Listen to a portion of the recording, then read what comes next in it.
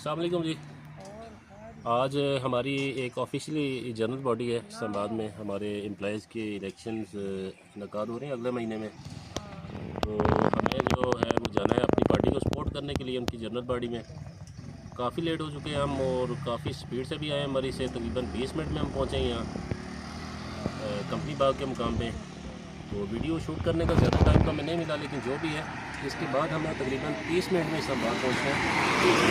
दोनों साथ हैं और हमारी कोशिश यही है कि हम 30 मिनट में वहाँ तक पहुँच जाएं। बाकी जो खुदा को मंजूर होगा। तो इसी वजह से शायद वीडियो भी कोई शॉर्ट हो, इतनी ज़्यादा सीनरी हम ना कैप्चर कर सकें। तो जो भी होता है देखते हैं।